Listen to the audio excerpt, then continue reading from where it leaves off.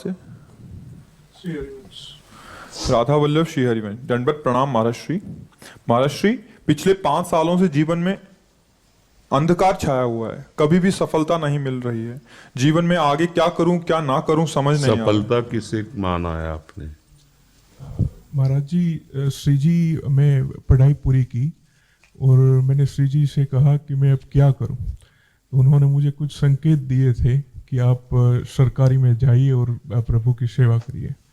फिर सफलता नहीं मिल रही उसमें एग्जाम में, और अभी है। आप हमारी बात समझिए, आपको श्री जी ने संकेत किया और आप सफलता नहीं प्राप्त कर, दोनों बातें झूठी है ना, दोनों बातें झूठी हैं। आप सत्य को स्वीकार कीजिए। श्री जी के संकेत को आप जानने लगे। आप श्री जी के संकेत तो तभी जब आप उनकी मन की बात जान लेना, तो आप कितने बड़े सिद्ध हो गए। और फिर सफलता किसकी चाहते हो? प्रकृति जन्य की। आप श्री जी के संकेत को जान जाओगे तो श्री जी के प्रेम की सफलता चाहोगे, लोकवत नहीं। और ये लोक की सफलता, सुनो पहले, प्रारब्ध के अधीन है। इसकी सफलता के लिए श्री जी से प्रार्थना मत करो। हमारी बात समझना। विद्यारण्य जी एक बहुत बड़े महापुरुष हुए हैं। उन्होंने अपने माता पिता को सुखी करने के लिए, धन प्राप्ति के लिए गायत्री अनुष्ठान किया। ब्राह्मण कुल में जन्म हुआ था। एक पुरस्चरण 24 लाख गायत्री होता है। उन्होंने एक पुरस्चरण किया, 2 पुरस्चरण किया, एक बार भी कोई धन की प्राप्ति नहीं हुई। आखिरी में उन्होंने संन्यास लिया। जीव संन्यास लिया, माता गायत्री प्रकट हो गई। उनका अब इंद्रासन भी मांगो तो आपका, तो बोले अब क्या जरूरत है, अब तो वैरागी हो गया, विरक्त हो गया। माता पिता भी पधार गए, उनकी सेवा के लिए अर्थ चाहना। 23 पुरस्चरण किए और आप तब नहीं आए। तो उनका तुम्हारे अनंत जन्मों में ऐसे 24 महापाप थे जिनके कारण मैं नहीं आ पा रही थी। अब वो 23 पुरण से चरण से नष्ट हुए, पुरस्चरण से, और 24वां तुमने संन्यास लिया। तो अब आप जो चाहो पर, बोले अब चाहिए ही नहीं, क्योंकि अब सन्यासी हो गए, अब तो ब्रह्म प्राप्ति के लिए। तो इससे आभास होता है कि अगर हमारा बुरा प्रारब्ध है तो हमको भोगना पड़ेगा। हम कितना भी प्रयास करें वो हमें, तो हम क्या करें इसमें जिससे हमें परम शांति हो? प्रभु के नाम का जप करते हुए उन पर दृष्टि लगाएं कि प्रारब्ध से हमारा भरण पोषण शरीर का भले, ये हमारा भरण पोषण आपसे होगा नाथ। तो वो एक ऐसे हैं जो आपके प्रारब्ध को भी मिटा देंगे। वो ऐसे शरणागत वत्सल हैं कि सब लिखा पढ़ी अलग कर देंगे। सुदामा जी को दरिद्रता का योग था। ऐसी दरिद्रता, कई दिन तक भिक्षा नहीं मिलती थी। ये जितने भी चरित्र हमारे लिए उदाहरण है। मांगने जाते थे तो मांगने से भी नहीं मिलता था, कई दिन। तो एक दिन उनकी पत्नी ने कहा कि हमारा आपका तो चरणामृत से भी गुजारा 2 दिन 3 दिन हो, 4 दिन हो, छोटे छोटे बच्चे तो मर जाएंगे ऐसे। कुछ तो उनका श्री कृष्ण के सिवा हमारा कोई नहीं। अब हम क्या कर सकते हैं? प्रारब्ध जब बिगड़ता है ना, वो कोई सफलता नहीं होने देता। तो एक दिन श्री रुक्मिणी जी प्रसाद ठाकुर जी को भोग पा रही थी, वो ऐसे रोक दिया, उदास हो गए। तो उनका प्रभु ऐसी स्थिति हमने जब जब आपकी देखी, तो किसी भक्त को जब कष्ट होता है तब आपको ऐसे देखा है।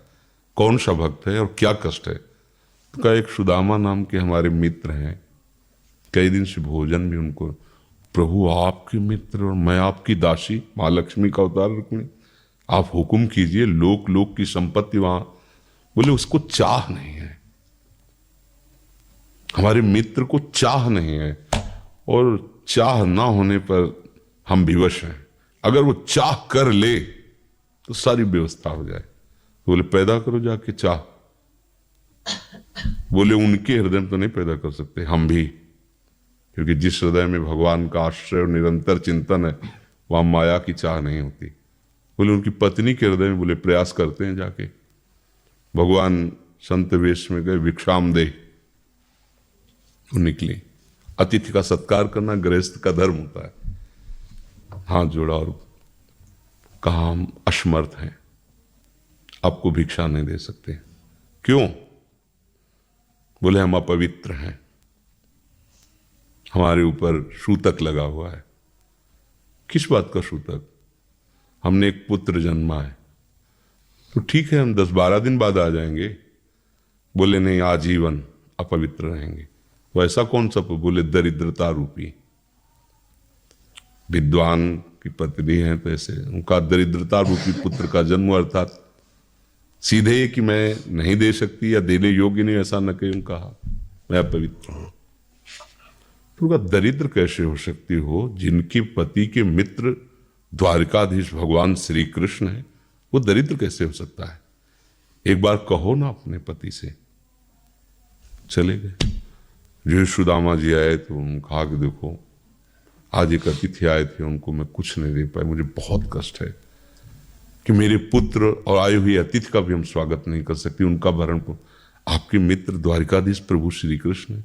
सुदामा जी ने कहा, बोले चले जाओ ना, वो कुछ न कुछ सहयोग कर देंगे। तो बोले हम ऐसे मित्र नहीं बनाए कि वो हमारा सहयोग करें, कभी नहीं, मर जाऊंगा पर उनसे ये नहीं कहूंगा कि आप हमारा। बोले मत कहना, दर्शन के लिए तो चले जाओ, वो सुना है इतने उदार हैं कि वो जाने पर ही दे देंगे। सुदामा जी ने कहा दर्शन के लिए तो जा सकते हैं, बहुत दिन हो गए, ठीक है, पर मित्र के पास जाए तो कुछ लेके जाना चाहिए, मेरे पास तो कुछ नहीं है ना। पड़ोस में जैसे किसी से मांगने गई तो अरे समय जब बिगड़ता कोई नहीं होता साथ। एक ने थोड़ी उदारता दिखाई तो चावल पछोरने पर जो आगे कणका होते चावल के, जो प्राय वो लिए सुदामा जी ने कहा हमारे प्रभु भाव के मुख है, कुछ ले जाएंगे, खाली हाथ तो नहीं है। पोट्री में सारांश में बता रहे हैं, द्वारपालों ने देखा कि हड्डी हड्डी शरीर में कई जगह से फटे वस्त्र, बीमारी फटी हुई, मतलब दिखाई दे रहा था दरिद्रता की मूर्ति है। तो उनका किससे मिलना है तुमको? तो उनका श्री कृष्ण से। बोले संभाल के बोलो, क्योंकि पार्षद है, अनंत कोट ब्रह्मांडों के नायक प्रभु के ऐसे बोले कोई श्री कृष्ण को ऐसे गली आए, उनका जाके तो तुम बोलो ना, श्री कृष्ण से जाके कह दो कि एक सुदामा नाम के ब्राह्मण आए हुए। पार्षद गए, वो प्रभु बड़ा अजीब आदमी है, आपका नाम बिना किसी सभ्यता के ले रहा है। वो कह रहा श्री कृष्ण से कह सुदामा, कूद पड़े, भगवान दौड़े। वो पार्षद, वो सब की ब्रह्मा जी शंकर जी आते हैं तो वहां खड़े रहते हैं घंटों, भगवान ऐसे भागे जाके। सुदामा जी को पता चला हमारे रुक्मिणी जी के महल में, रुक्मिणी जी के पलंग पर बैठाते हैं, स्वयं चरण पखारते हैं सब। अब ये वैभव, क्या हालचाल है, कैसे हो? प्रभु आप सब जानते हो, आपकी बड़ी कृपा है। तो ब्याह हो गया, हाँ ब्याह भी हो गए, बच्चे भी हो गए। हमारे पास आए तो कुछ तो लाए ही होगे। अब वो सड़े से कपड़े में चावल, कैसे बड़ी बड़ी वो वैभव, महारानियां सब भगवान का। चुप ऐसे बोले देखो फिर चूक कर रहे हो, हमारे हिस्से की चोरी पहले की थी और फिर चूक कर रहे हो। और उन्हें हिम्मत नहीं पड़ रही थी, इतने महामहिम प्रभु को कैसे हो तंदुर। भगवान ने ऐसे छीला, ओहो आज तक मुझे ऐसा स्वाद नहीं मिला। भगवान बड़ाई कर रहे, देखो रुक्मिणी जी की आंखों में आंसू आ गया उधर से। भगवान पकड़ लिया हाथ, बस प्रभु हम आपके सिवा नहीं रह सकती हो। भगवान तो सुदामा जी का स्वागत सम्मान कुछ दिन, अच्छे कपड़े पहनाए। जब चलने लगे ना, भगवान की तरफ वो देखते, मतलब कामना नहीं पर कि देखा पत्नी कह रही थी जाओगे कुछ लोग कुछ चले प्रभु, हाँ ठीक,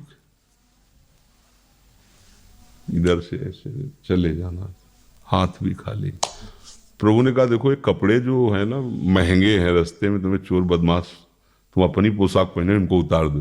बोले बड़ी कृपा, कपड़े भी उतार लिए और रास्ते में सोचे जा देखो निगेटिवली सोच रहे, मेरे श्री कृष्ण मुझे कितना प्यार करते हैं। उन्होंने इसीलिए नहीं दिया कि ये दरिद्र कहीं संपत्ति पाकर मतवाला होकर मुझे भूल ना जाए, मुझे कितना प्यार करते हैं। प्रभु के प्यार में मगन होकर सुदामापुरी खड़ी जैसे द्वारिका। तो उनको भ्रम हुआ कि मुझे लगता है चलते चलते मैं पुनः द्वारिका आ गया। तो वहां पूछ रहे हैं कि ये किसका है। भगवान के पास विधाता है उनका। प्रभु ये तो गलत हो गया, इनके भाग्य में हमने लिखा था क्षय श्री, ऐश्वर्य का नाश, जीवन में नहीं ऐश्वर्य, क्षय श्री। भगवान ने उसका उल्टा कर दिया यक्ष श्री। जैसे कुबेर का अथाह धन का खजाना, त्रिभुवन का खजाना वही है कुबेर के पास, ऐसे कुबेर का खजाना यक्ष श्री। तो कहा प्रभु, तो उनका इन्होंने एक पुण्य किया है, अनंत ब्रह्मांडों के समस्त जीवों को तृप्त कर दिया है। प्रभु खुद को खाने को ले तृप्त, बोले मेरे रोम रोम में करोड़ करोड़ ब्रह्मांड वास करते हैं और इनके तंदुलों से मैं तृप्त हो गया। अनंत ब्रह्मांडों का भंडारा हो गया, उसका जो पुण्य होता है लिख दो इनके भाग्य में। अब किसी की चलेगी प्रभु के आगे। तो एकमात्र प्रारब्ध को मिटाने वाले भगवान है, कर तुम अकर तुम अन्यथा कर तुम। तो आप भगवान की शरण होकर उनका नाम जप कीजिए और उनसे प्रार्थना कीजिए कि आपको उचित लगे तो समस्या का समाधान कर दीजिए, नहीं तो मुझे समस्या से लड़ने का बल और विवेक दीजिए, बात बन जाएगी।